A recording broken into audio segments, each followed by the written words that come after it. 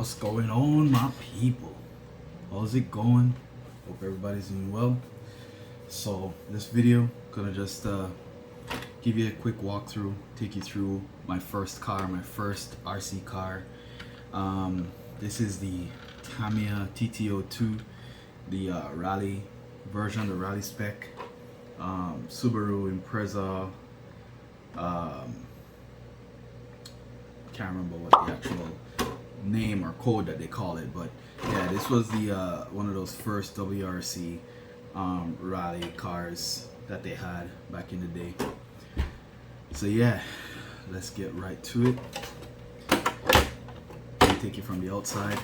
So in the kit, it comes with a clear plastic body. You have to actually paint all of this and mask the windows, and of course the first time I did it, me like a smarty pants, I didn't mask the windows properly. Well, at least I didn't mask them until after I did like a first coat. So as you can see, it's kind of blue in there.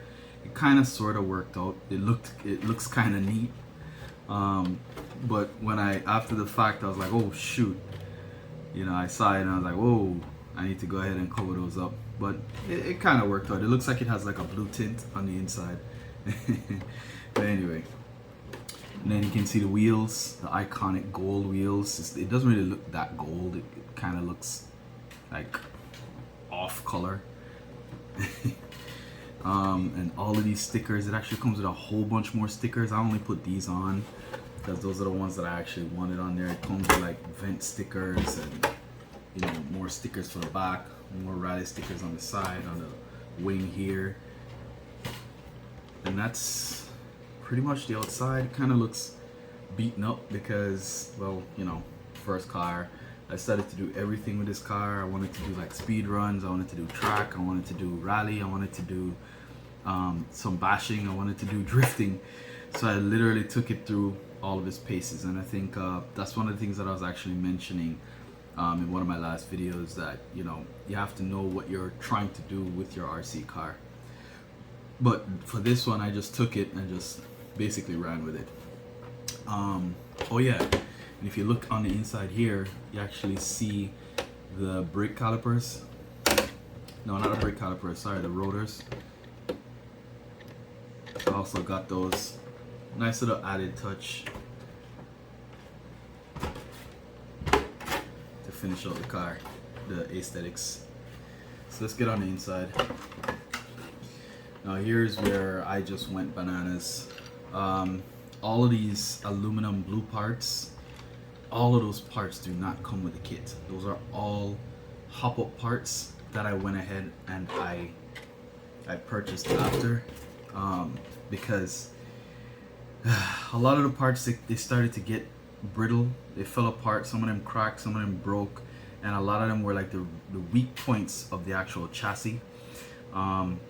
Starting from the front, there are some things I actually even I had to stop myself because it just went. I could go overboard. I could overhaul this entire thing. They have aluminum, you know, shock towers. They have aluminum drive cups, drive shafts. Sorry, axle shafts here. Actually dog bones. So anyway, the car itself is really good. It's really well built. I mean, these Japanese guys know what they're doing, man. So it has a front and a rear differential. As you can see, turn this one, it turns the other way. And if you turn both, it turns all four wheels. It actually turns that drive shaft in the middle. So it's really ingenious.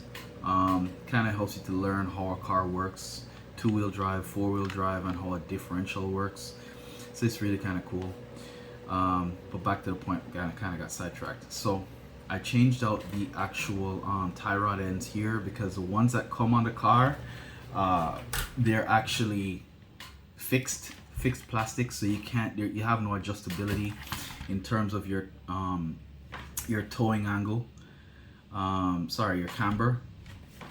So camber is the wheels going this way, right? So I wanted a little bit more camber going out for my rally driving, and that's this locking nut here. As you wind that out or wind that in, it pulls in the wheel, so it kind of gives you that adjustability.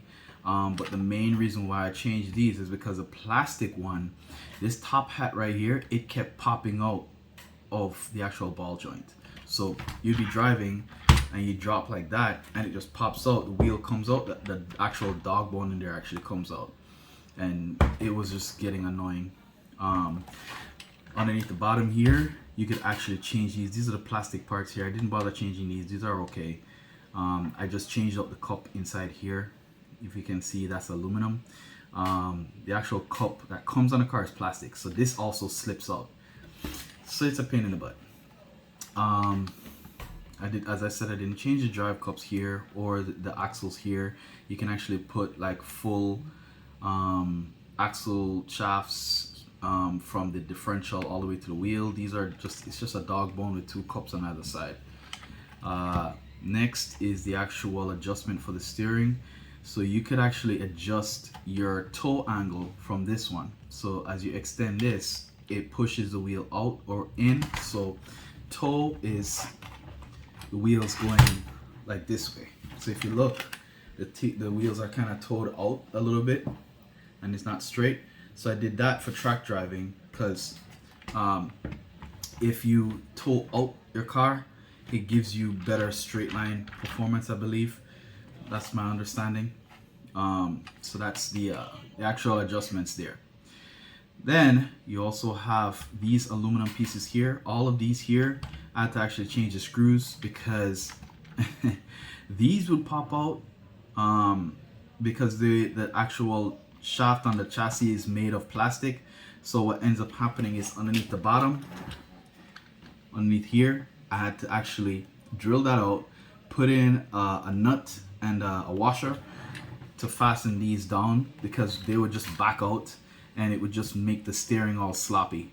So you'd be turning and you want to turn right, and then it would just kind of veer off this way, and then you're still going straight.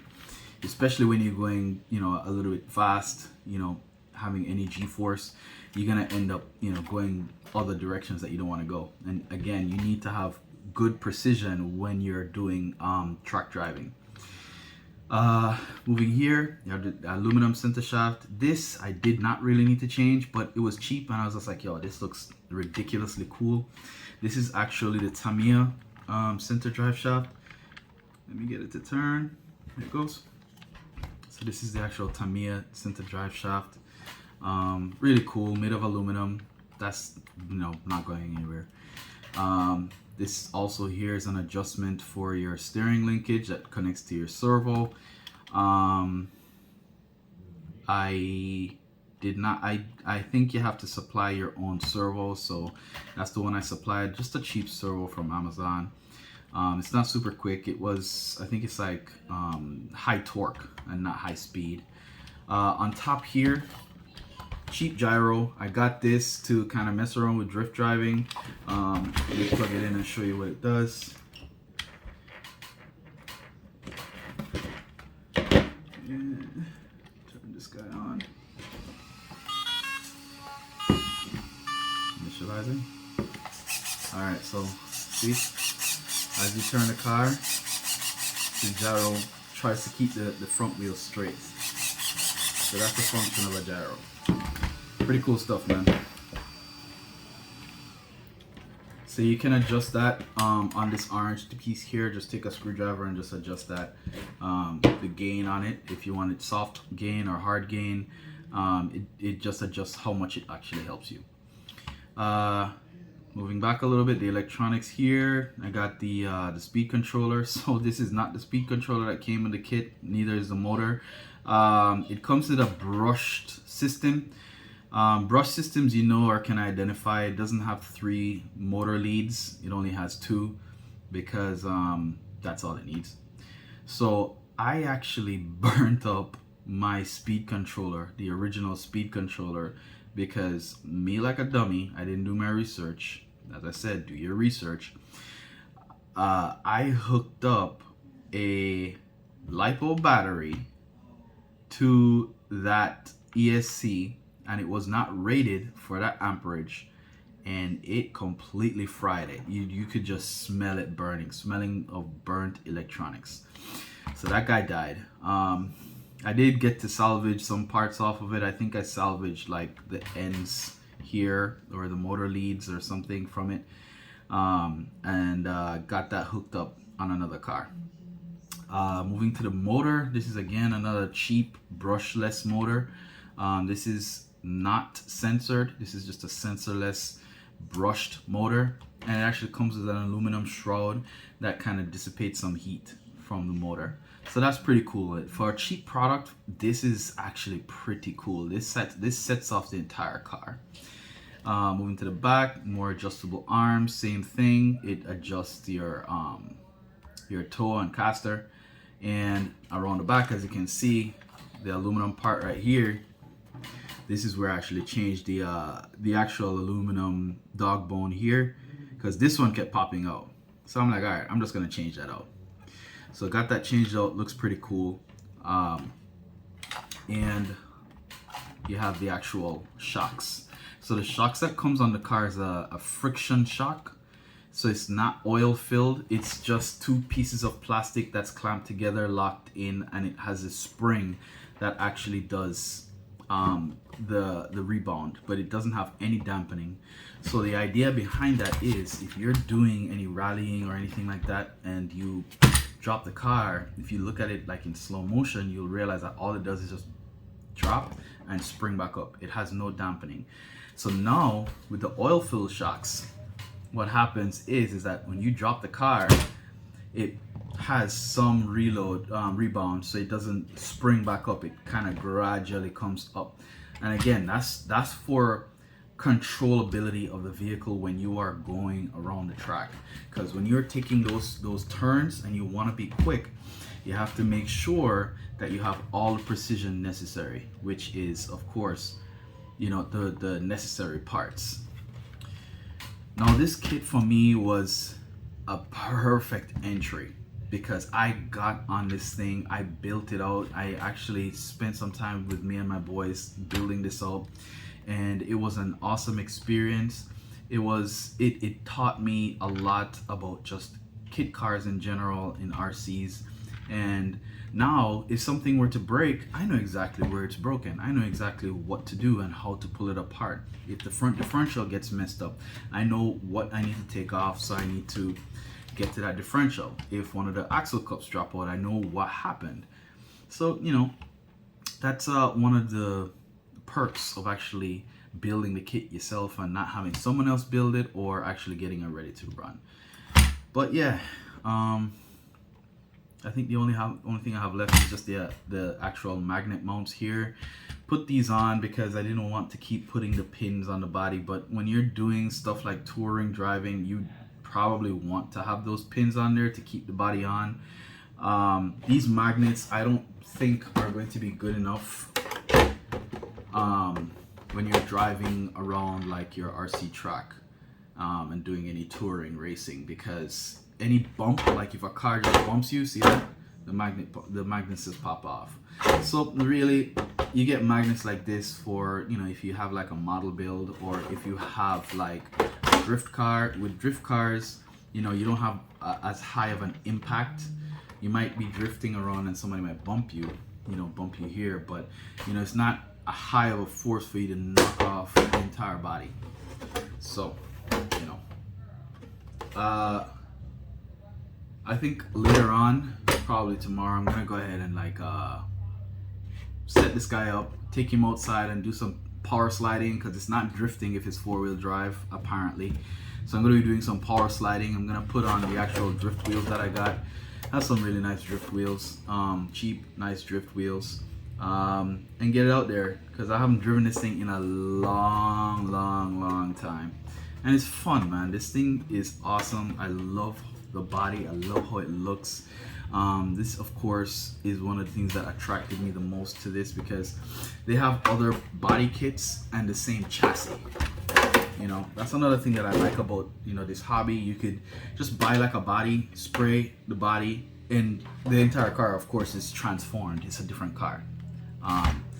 And again, these electronics, they really last forever unless you do something silly like me and not do your research and burn out your speed controller or burn out your motor because, you know, you send too much voltage in it. But yeah, that's about it. Hope to get out there. Hopefully it doesn't rain. But you guys have a great day. Seize the day, carpe diem. Like, subscribe, share if you like the content. I mean, again, it's been an awesome ride. I'm gonna definitely keep it up. Hopefully I'll attract some more folks to the channel. But you know, if you look right here, you guys are actually, there's actually folks that's watching the channel and not subscribing.